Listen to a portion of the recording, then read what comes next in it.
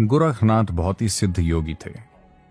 भारतीय योगिक संस्कृति के इतिहास में वो एक सितारे की तरह जो कई मायनों में असाधारण है। उनके गुरु थे मत्स्येंद्रनाथ।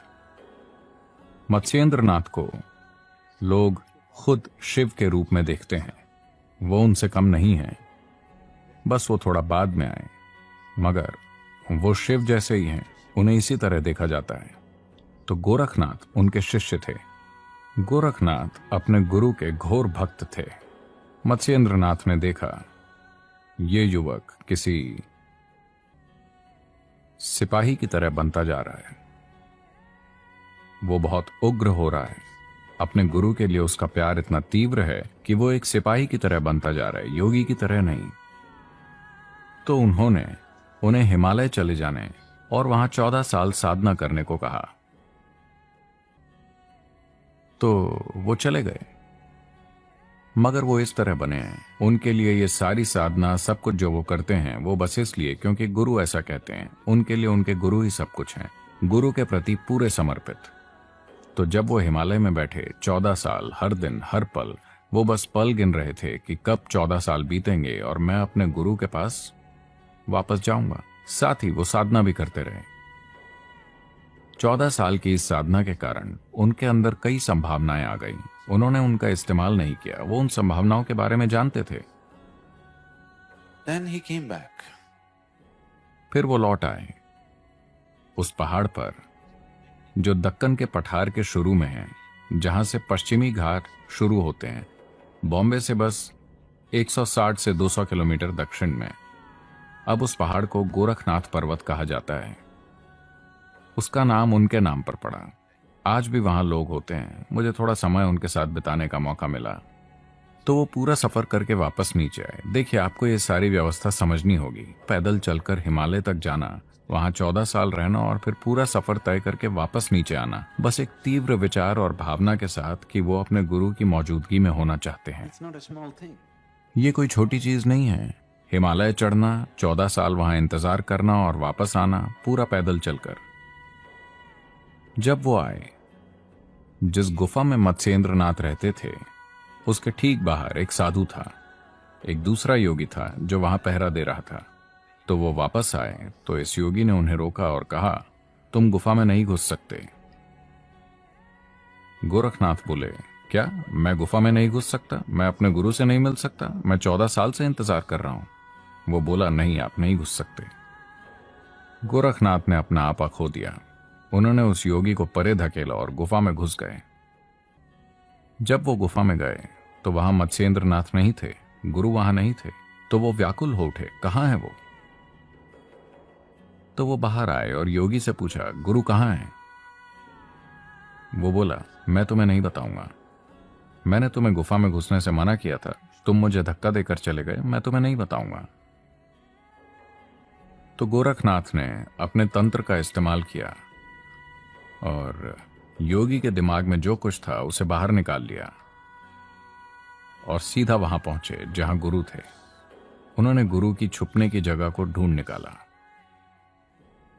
जैसे ही वो वहां पहुंचे, वहां गुरु ने एक दूसरे योगी के पास उनके लिए आदेश छोड़ा हुआ था कि उन्हें फिर 14 साल के लिए हिमालय जाना होगा, क्योंकि उसने उस साधना का दुरुपयोग किया जो मैंने उसे दी थी।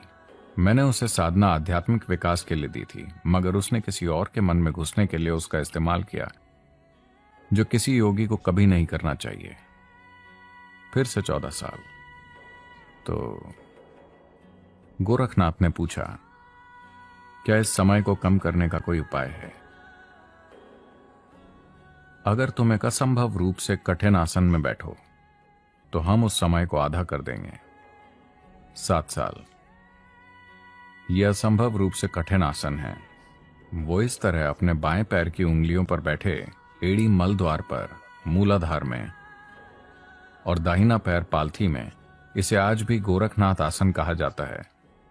तो वो बस अपने पैर की उंगलियों पर मूलाधार के ऊपर थे, बाई एड़ी के सहारे, और दाहिना पैर यहां। वो 7 साल तक इस तरह बैठे। या तो 14 साल या कठोर 7 साल। फिर वो वापस लौटे। इस बारे में ढेर सारी कहानियां हैं कि मत्स्येंद्र नाथ ने किस तरह अपने लिए गोरखनाथ के प्यार को संतुलित किया। ऐसे बहुत से किस्से हैं, शानदार किस्से। कैसे इस आदमी के प्यार की तीव्रता ने उन्हें कई बार हर अनुशासन के परे जाने दिया और कैसे मत्स्येंद्र नाथ ने लगातार कई अलग अलग तरीकों से उसे नियंत्रित किया, क्योंकि वो उस आदमी की क्षमता को जानते हैं। ये आदमी दुनिया को बदल सकता है। He's got that kind of capability. उनमें इस तरह की काबिलियत है, उनमें बहुत आग है, लेकिन स्थिरता और दिशा की कमी है। गोरखनाथ ने बाद में अपने गुरु के निधन के बाद भारत के सबसे व्यापक आध्यात्मिक आंदोलनों में से एक को स्थापित किया।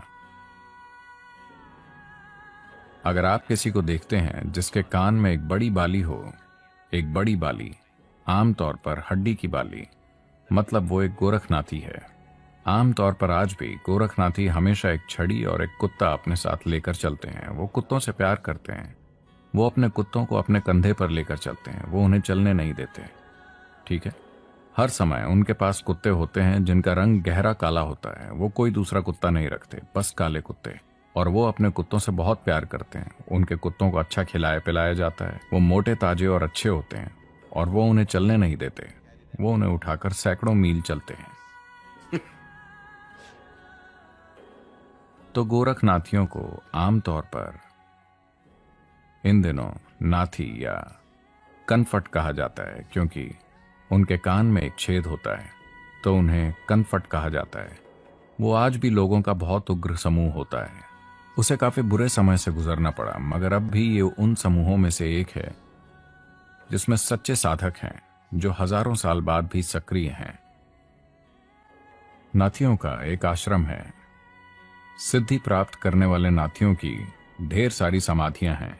जिन लोगों को सिद्धि प्राप्त हुई उनकी पत्थर की समाधियां हैं, बाकियों को पेड़ों के नीचे दफना दिया गया। तो आपको बड़ी संख्या में वो देखने को मिलेंगे, जो उस प्रणाली की समृद्धि को दिखाता है कि इतने सारे लोगों ने सिद्धि प्राप्त की। अब यहाँ तक वीडियो देख ली है तो फिर वीडियो को लाइक और शेयर करना बिल्कुल भी मत भूलना। धन्यवाद।